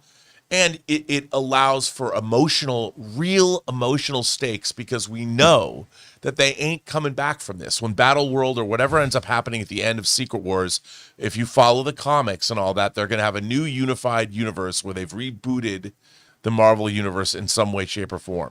And these characters can go, and they can go in an effective, great manner that's going to make the audience cry. I hope that Marvel, whether it be in Doomsday, Secret Wars, whatever, when they do wrap up the multiverse saga, I hope they're able to accomplish something here, because you bring up a great thing that makes me think about comic book films a lot. I don't get emotionally moved that much when characters in comic book movies die, because I never believe they're actually gone. I heard some people crying in the theaters, I don't want to go, Mr. Stark, but I'm like, I don't care. He's coming back. But that was great. Sure, it was. Listen, no doubt, but it didn't carry much emotional weight for me, because I knew he was coming back. Yeah. Right? If Marvel could somehow get to that point, if they could accomplish, like, let's say, we're talking in theory here, guys, theoretically, killing off Andrew Garfield, killing off Tobey Maguire, and in a way that that's it. Marvel has never been able to capture that sense of tragedy and loss that I felt watching Sons of Anarchy when Opie died. Because in Sons of Anarchy, when Bobby dies or Opie dies, they're gone forever. Yeah, they're not coming back. You're not coming back. Or in something like when a character would die in Sopranos, or something like, there's an impact narratively you feel, because they're not coming back. You don't get that in Marvel movies. And if they somehow can give us that with a beloved character, with a beloved superhero, and have us as the audience watch their character die in the movie and yet somehow know they're gone. If Marvel could add that to their repertoire as well, that would be very powerful. I mean, yeah, and I think the real question is, why wouldn't you put them in these movies? With all these other people, why wouldn't you get the Spider-Man that come off a $2 billion movie? Yeah. I mean, it makes sense, and people love that. So, you know what, guys? There's still a million explanations about why Tobey Maguire's in London. Let's not lose sight of that. But even I got to say, it's kind of coincidental. Chairwatch 2 is going to be, because they need that. They need Chairwatch 2 to gin up that when you see how many people are in this movie, it's just going to be like, oh my God. I would propose to you, Chairwatch only needs one name to blow up the internet. That's Chris Evans. Just like the moment Chris Evans's name comes on a chair, that's it. It's but he's going to be in it in some form, whether he's Captain Hydra or whatever. I mean, yes. But I think we're going to get Hugh Jackman. I think we're going to get Ryan Reynolds. I think we're going to get Tobey Maguire. We're going to get Andrew Garfield. It's going to be the most epic. It's going to be the most epic empty chair footage that's ever been put on the internet or ever will be put on the internet. And hopefully they do something different than Chair Watch this time around. Yeah. Anyway, guys. They should actually have the actors sitting in the chairs. That would be better. And move at a pace. More than one every 3 minutes. And how about not having them on the back of the chair? They all get to turn and look into the camera or something. Or have the camera on the other side of the chairs, where you see all the empty chairs from Chair Watch and then and then you see the people actually and do it in 5 minutes, not 8 hours. Yeah. How about that? Anyway, guys, question is for you. What do you think about all this? All right, so Tobey Maguire's in London as they're shooting Spider-Man and as they're shooting Avengers. Could completely be a coincidence, guys. It totally could. There are a lot of different explanations. But even I have to wonder about the coincidence of it all. And if he is in it, and that's a big if, but if he is, How do you see them using him? Do you like the idea of them using this for his true goodbye and killing off the character? What big of a role, small of a role do you think is going to be? Whatever you guys think, jump down to the comment section below and let us know your thoughts. All right, guys. With that down, it's time for us to move on to the most important part of our show, which is taking your live comments and questions. But before we do, we got to do a couple things. First of all, bid good afternoon to the writer, director, producer extraordinaire, Robert Meyer Burnett. Great job as always, my friend. Thank you, John. I'm back Wednesday. Yep, we'll see you on Wednesday. And also, we're going to take a quick moment here, guys, to thank the sponsor of today's episode of the John Campea Show, our friends at PrizePicks. Guys, we want to thank the sponsor of today's episode, PrizePicks. Look, you and I make decisions every day, but on PrizePicks, being right actually means you win. And with football back, there is no better time to get in on the action. You guys know I've been using PrizePicks for a while now, and it's honestly the most fun I've had engaging with the new football season already. For example, this weekend, I had Josh Allen throwing for more than 270 passing yards, and Baker Mayfield having more than 2.5 passing touchdowns, and boom, I won on both. Building your lineups on PrizePicks is fast, simple, and honestly extremely fun. All you have to do is pick more or less on 2 to 6 player projections, and if you're right, you win. What's even better is that PrizePicks invented the flex play, which means you can still win even if one of your picks doesn't hit. Plus, they've even got this thing called injury reboots, so if a player goes down in the first half, it won't count against you. And PrizePicks operates in more than 40 states, including California, Texas, and Georgia. So download the app today and use code CAMPEA to get $50 in lineups after you play your first $5 lineup. That's code CAMPEA to get $50 in lineups after you play your first $5 lineup. PrizePicks. It's good to be right. All right, guys, it's time for us to move on to your questions. Now, the way you get a comment, question, thought, opinion, or topic for us to address on the show is by using our tip link anytime 24/7 at www.streamelements.com/JohnCampea/tip. And the good news about the tip link is that you can use it anytime, 24 hours a day, 7 days a week. So if you're listening to this show on podcast, and make sure you subscribe to our podcast feed for whenever you need an audio-only version on either Apple Podcasts, Spotify, or your favorite podcasting app of choice. Or if you're watching our show a little bit later in the day, you can still send in a question. If you send one in when we're not live, let's get around to answering it on the next episode. Now, got to let you guys know that on Saturday, we did a special Saturday version of the John Campea Show in which I took questions via the super chat, which is what I do when I'm doing the show by myself. I didn't get through all the questions that got sent in, so we're going to start off today's viewer questions by getting through the leftover questions we had from Saturday's show from people who sent it in via super chat. So Jonathan, let's get to that. We got, who was this? Oh, Abe Torres says, hey, John, looking back, how realistic was it for Marvel to push sequels like Cap 4, Thor 4, or even Avengers 5 post-Endgame? By the way, bring on the filthy. A very good idea. Obviously they're right ideas. They didn't all land it. Like, I believe Avengers 5 is going to completely kill it. Of course you do more Avengers movies. Doing a Thor 4, especially coming off of Ragnarok, absolutely you do it. Didn't work out the way they wanted to. Fair enough. Now they did Captain America 4. But to do them were the right ideas. Just like, oh, should they do a Thor 3? Well, we got Thor Ragnarok, so of course you do. But, you know, hindsight is always 20/20, but I believe it's not only was realistic, but the right idea. All right, what's next? We got Brian Garcia who says, excuse me. After episode 2, I was completely sold on the new theme song. I love both of them equally and played both on repeat in my car yesterday. Shout out to Wigwam season 1 and Foxy Shazam of season 2. Smart with Steph and Alfie. Oh, that's a different question. That's a different one. I see it blended in. So yeah, so. Okay, I would say this. I think I finally settled on it. I'm assuming you're talking about Peacemaker. Yeah. The opening for Peacemaker season 2 just isn't as good as it was for season 1. Now listen, everybody in it and everybody doing the things they're doing is just as good as season 1. But it just comes down to the song. It's just that the song in the intro of season 1 was just so much like, do you really want it? You really want to taste it? It's just 100 times more catchy. So I've come to appreciate the opening for season 2. I appreciate it. It's good. It's just that the song isn't nearly as catchy, isn't nearly as thumping, isn't nearly as good as the song from season 1. So I'm going to stick with season 1. All right, what's next? Now we got Smart with Steph and Alfie. Hey, John, curious, did Ann give you any grief for sharing her Jonas Brothers posters? No, she thought it was really funny. And so did Martika. So like Anne was like, send us the video of you talking about me doing the sign. So I sent it to them when they were down at the concert. Anne and Martika had a great time at the Jonas Brothers concert. Then Anne went to another Jonas Brothers concert on Saturday night with her sister. And she's going to another Jonas Brothers concert next week. All right, what's next? Well, you got to have your hobbies. Yep.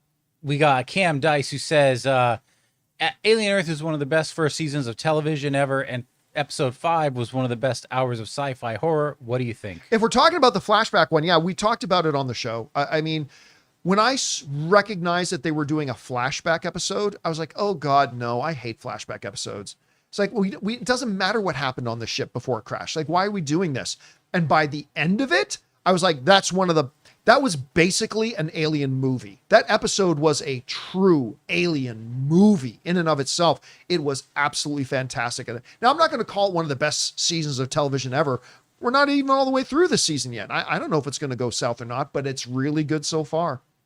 All right, what's next? From Jacob, we got, do you think Marvel may try to redoing the Skrull saga or other storylines after Secret Wars now that F4 and X-Men are in the MCU? Nah. I don't think anything, look, it's not to say that you can't use Skrulls, but I think the whole idea about trying to incorporate Skrulls really into the storyline, it just doesn't work. Not that it's not great in the comic book pages, but I just don't think it works on the screen for this form of storytelling. Now, I could be 100% wrong. I don't have any insider information, but you're asking me, so my guess is, and it's just a guess, my guess is no, they won't. All right, what's next? Next one, little spoiler for Peacemaker. Is that cool to roll with that one? Yeah, we're a few days after it. All right. Future Millionaire. Shout out to the viewer who guessed Rick Flag Jr. being the Jarhead in the latest episode of Peacemaker. Yeah, for those of you who don't know, I was doing an open mic last week before the new episode of Peacemaker came out. And somebody said, what if the Jarhead she's talking about is Rick Flag Jr.? And I went, like, that just blew my mind. I'm like, I love that idea. I hope they do it. And they did it, and they did it brilliantly. Not just the Rick Flag Jr. in the other universe, but the Rick Flag Jr. They started off the show with the Rick Flag Jr. from our universe. And I thought that gave it such a great new narrative twist. It wasn't just oh, look, this guy popped up. No. It had a real narrative consequences with it. And I just thought it was brilliant.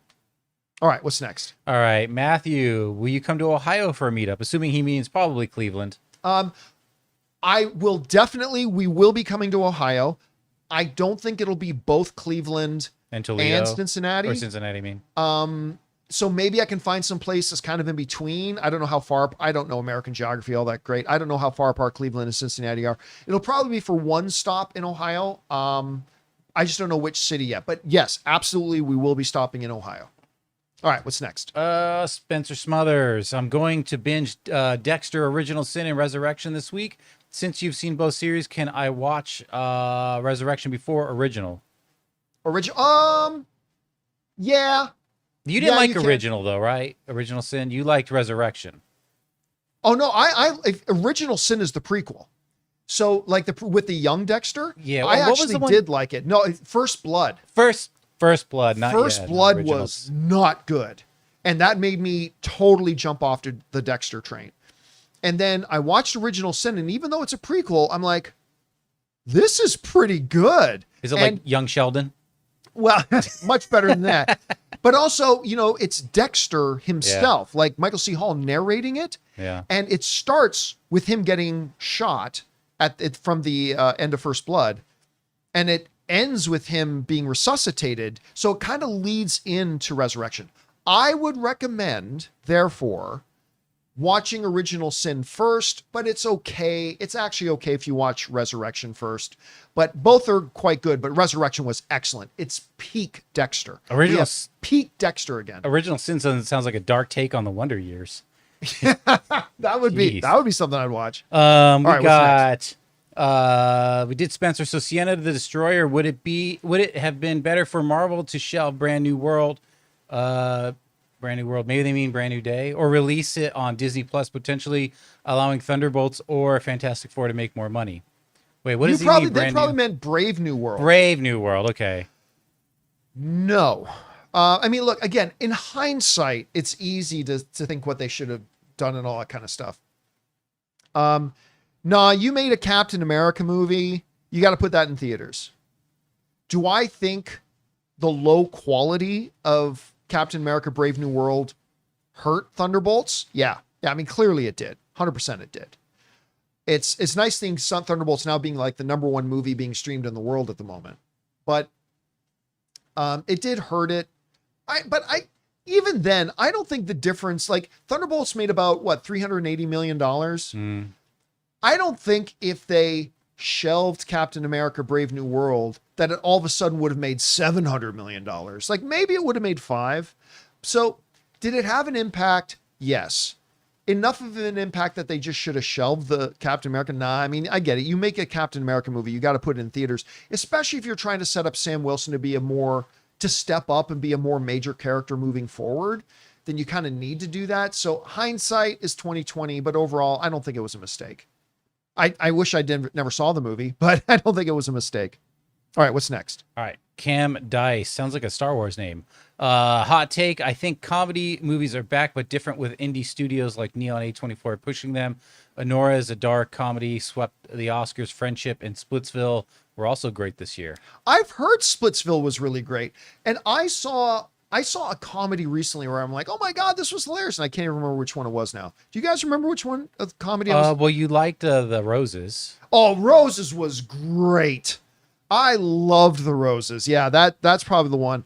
I'm not ready to say comedies are back quite yet.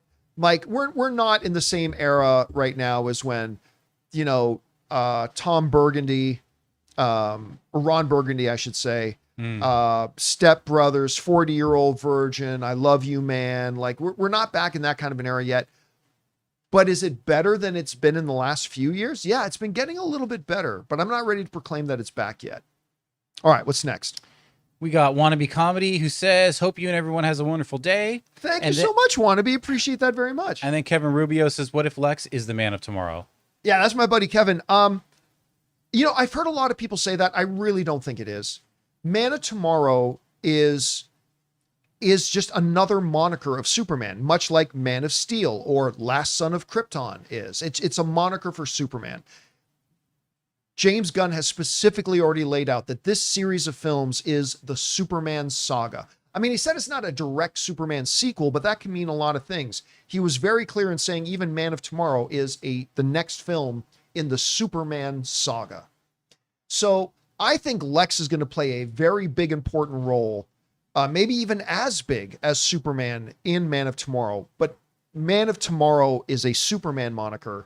And by the way, I could be wrong. I haven't talked to James Gunn about this, but I really do think it's still specifically talking about Superman. We'll find out.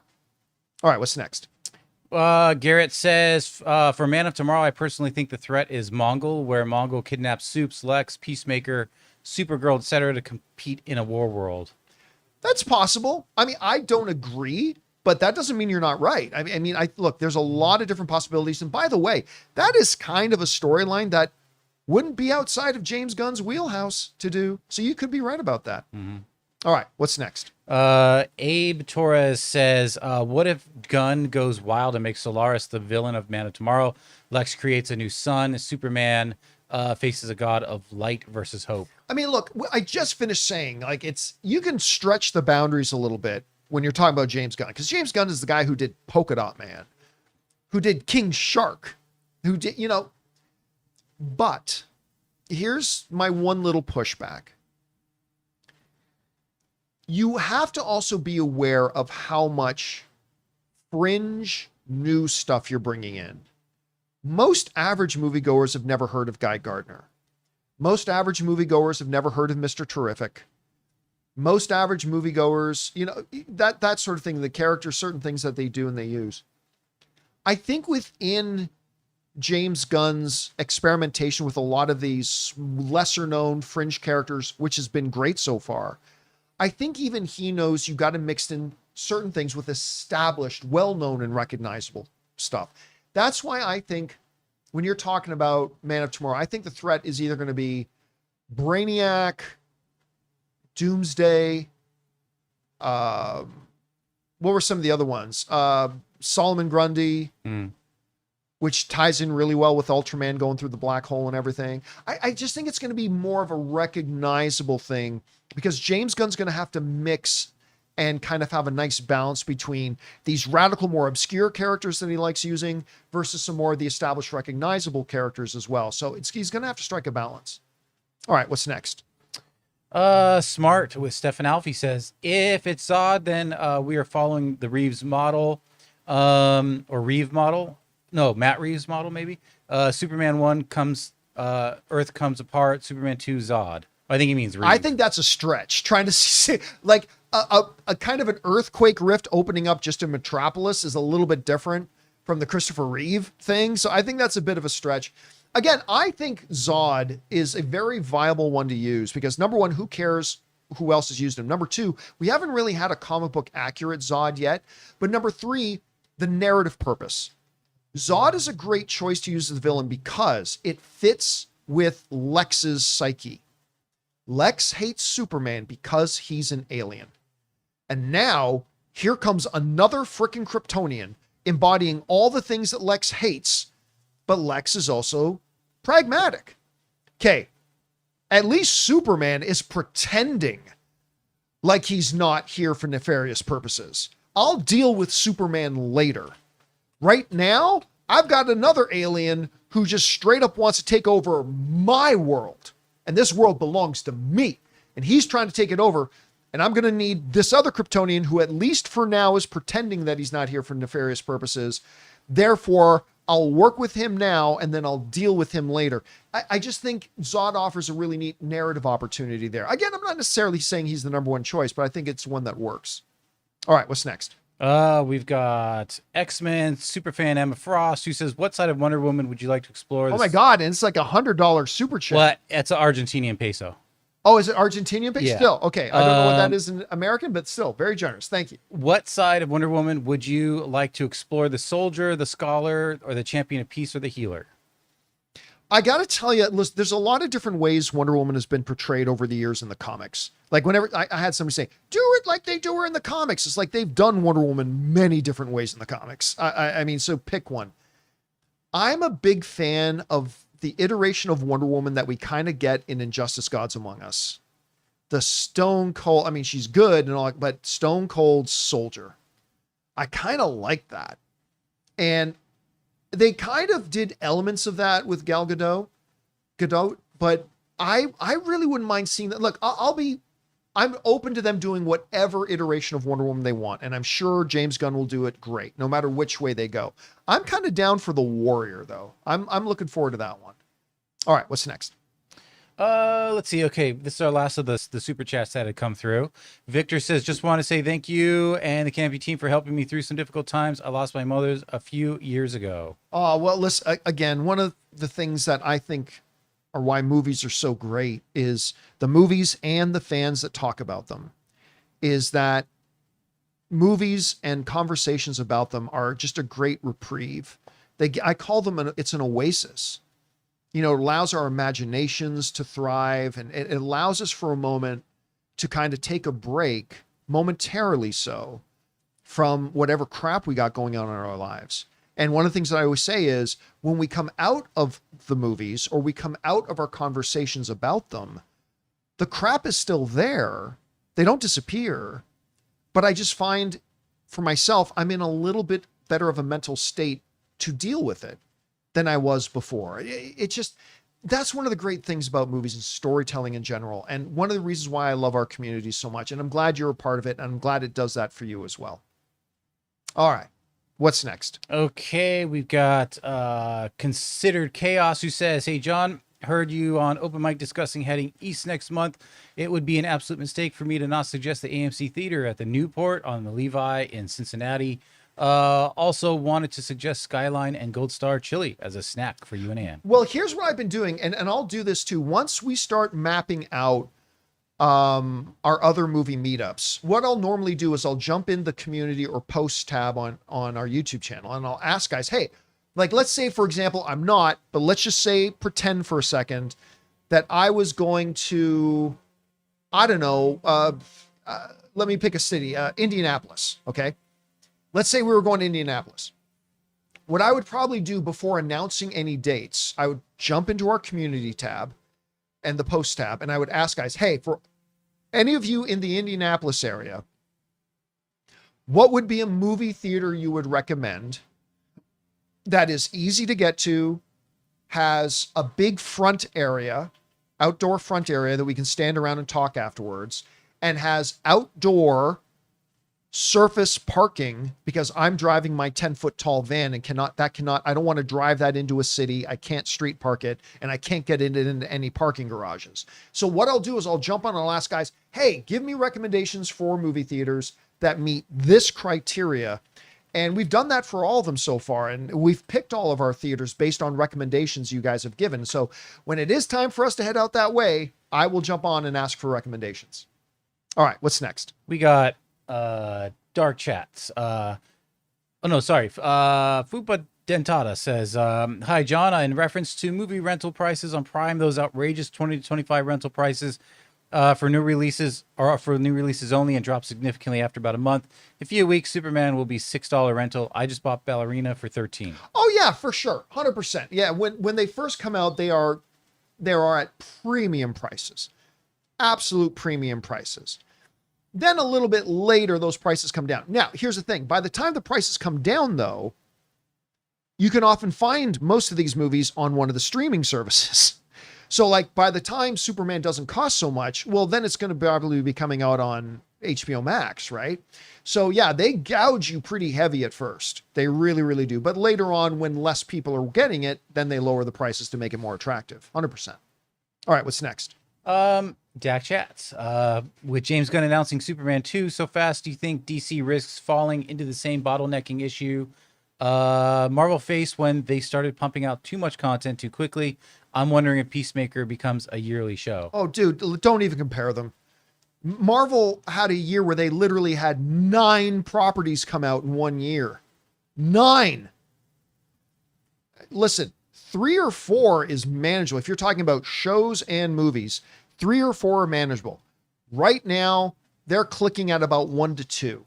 They'd like to get up to 3 or 4, but yeah, like Marvel didn't really start getting into trouble till they started putting out 7, 8, 9 properties in a single year when you combine movies and TV. And Man of Tomorrow is not next year. It's 2027. That's 2 years out. Yeah. So so what do we got over the next couple of years?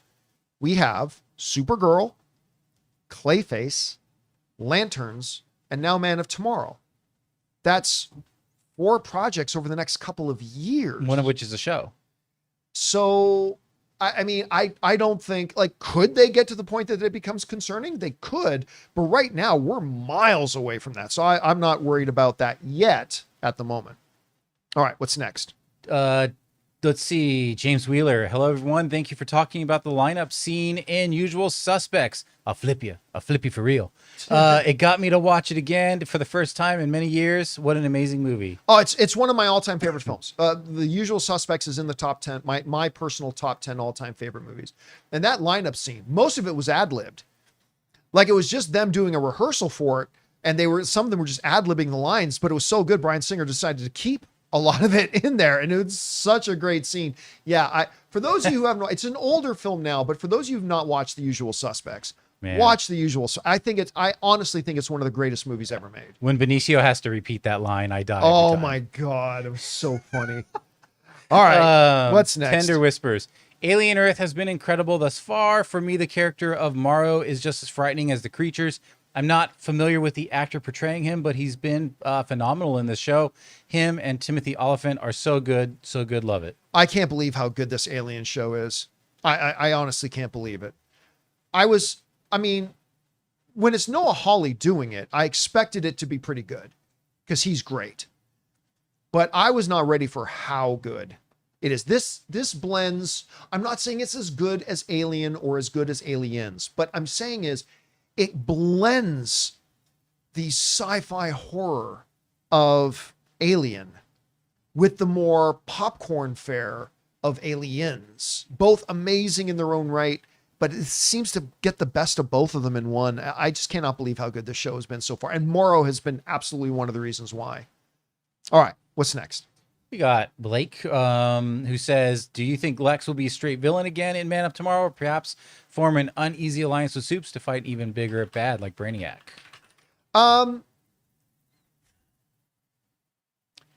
I think my guess is that Lex is a character of, listen, does Lex want the world to end? No, he doesn't. In his own way and for his own selfish motives, he wants Earth to be safe because he wants it for himself, but he wants Earth to be safe. I mean, he wants all that kind of stuff. So even with villains, there's things that they may want unloved. Like even some of the most horrible people in the history of the world have loved their own children, right? So what I think, and I'm only guessing here, is that I think it'll lean into the aspects where his interests and Superman's interests align. They'll work together. But then once it comes to everything else, then it's all bets off. So that's kind of the way I think they're going to take the direction of it. All right, what's next? Andy, explain to me, like on 5, how can James Gunn, the studio head, also be a unionized director for a film without a perceived conflict of interest? Don't get me wrong, I love James Gunn's films and I hope to see him directing more, but how does the DGA see it? Oh, really? Well, that representation is really no different, because remember, the Producers Guild is very separate from the Directors Guild, right? They're two fundamentally different things. And we have lots of members of the Directors Guild of America, the DGA, who also produce films. Yeah. And that's not a conflict. It's not a conflict to be one thing and another. It's not a conflict to be a producer and also be an actor. It's not a conflict to to have a studio job and be a director. If anything, it reduces the number of conflicts, because James Gunn, the director, isn't going to complain about his treatment from the studio as a director when he is the studio. So really, it doesn't present any problems. It's something that they have to navigate all the time. You know, if you're a member of the DGA, but in another movie you're serving as a producer, well, then the DGA can get mad at you and come after you for things if you're treating your director improperly. But that's not a problem they're going to face with James Gunn directing. All right, what's next? SB, do you think reactors are affecting the box office, or are they a small makeup of the audience? A lot of them are waiting for VOD. Quite a few waited for Superman. Do you think after seeing Superman, it may have changed their minds and may go to the theater next time? No, because it's their business. Yeah. And there's not that many of them that they're causing millions of dollars in box office. No. Like, look, do critic reviews have an impact? Yes, 100% they do. I remember talking to somebody at Disney who said, yeah, we have absolute data that it can be a 10% swing each way. You know, if early reviews are fantastic, it can get us 10% more box office than we would have. If reviews are okay, we'll get our baseline. If the reviews are terrible, we could get 10% less. And in some movies will be higher or lower. That's a full 20% swing. So yeah, reactors absolutely have an impact. But even like with the reviews, it's like a 20% swing. It's not a 90% swing, right? So it's not completely needle moving, right? So it has an impact. By the way, let me say this. You guys know I have some reactors out there that I absolutely love and respect. I mean, not the least of which are like Greg and John, the guys over at Real Rejects and Struggle Nation and stuff like that. But I've come across a number of like reacting to this movie for the first time. And I'm like, that's a lie. There's no way that person hasn't watched that movie already. Like, I'm not talking about like 40-year-old movies where it's like, oh yeah, it's totally believable you haven't seen it. But it's like, so you're telling me you're this total movie nerd geek and you never watched Superman when it was in theaters, or you never watched Fantastic Four was in theaters, or you never watched Spider-Man when it was in theater. Again, I think I'm not trying to cast a wide blanket, but I just think there are some instances where it is not authentic. Let's just say that. I'm not pointing a finger at everybody. I'm just saying, I think there are some of them that are not very authentic. Anyway. All right. What's next? Andy says, although I'm enjoying the new DCU, so far I have to admit the one issue I'm having with it is them using the multiverse trope. We've been pleading with Marvel to end the whole multiverse saga, only to see the DCU embrace it right out of the gate. Yeah, I mean, right now, they didn't really do it with Superman. Like there was nothing in Superman that was multiversal, right? Like Ultraman was a clone, all that kind of stuff, right? He has a rift in the middle of the reality, but really it's not there. James Gunn's Peacemaker is. And I've mentioned this before. I mean, obviously my first choice is not to use anything multiversal, but if he's going to leverage that to create some continuity and show where the distinct dividing lines are between the old DCU and the new DCU, the old DCEU and the new DCU, I'm going to reserve judgment until Peacemaker season 2 is over to see if they resolve that. But yeah, I'm with you. I don't want to see James Gunn using a lot of multiverse in the overall DCU moving forward. I really don't. We've had too many years of this bullshit. Multiverse is a weak man's tool. It's a lazy man's writing thing. It's time to move on for it. Now, you might have a great use for it right now, and I'm willing to give you the benefit of the doubt on that, and I'm going to wait to see how it resolves, but at some point, got to move on from it. All right, we only have time for one more today, so let's get to the last one today, and then we'll get picked up and we'll catch up on tomorrow's show. All right, well, we got Salty Dalty here. So, hey, Campea crew, an idea popped in my head about how the new DCU could handle Batman. Do you think with Reeves' Batman ongoing, could we see more villain movies like that feature Batman? I know Brave and the Bold. Brave and the Bold Guys, was announced. Please do not write in acronyms when you write in. But it seems a ways out. No, I don't think they're going to do that too much. I know a lot of people, I mean, I've seen some YouTube channels state it as fact that Batman is going to be in Clayface. And anything's a possibility. It could. I'm not sitting here definitively saying it's not, but I doubt it. We'll see. I mean, Brave and the Bold is coming. Like they are doing it. There's no question about that. They are doing it. It may not be out for a couple of years. That's okay. They're no big major rush.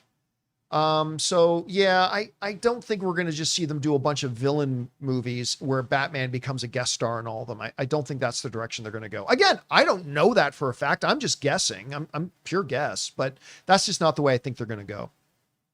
All right, guys, that'll do it for today's installment of the John Campea Show. Thank you so much for being here and making our little show part of your day. Big special thank you to all you guys who sent in questions. Number one, because you gave us great fun things to talk about. But number two, you supported this channel as you did it. And all of us involved with the show, thank you guys so very much for your support. And again, we acknowledge we didn't get through all the questions, but we're hitting the 2-hour mark. So we'll get all caught up on the questions we didn't get to today on tomorrow's show as well. And make sure you do tune in and join us tomorrow. We'll look forward to seeing you then. So for our technical producer, Jonathan Voico. That's me. The great Robert Meyer Burnett. My name's John Campea. Thanks a lot for being here, guys. And until next time, my friends, bye-bye.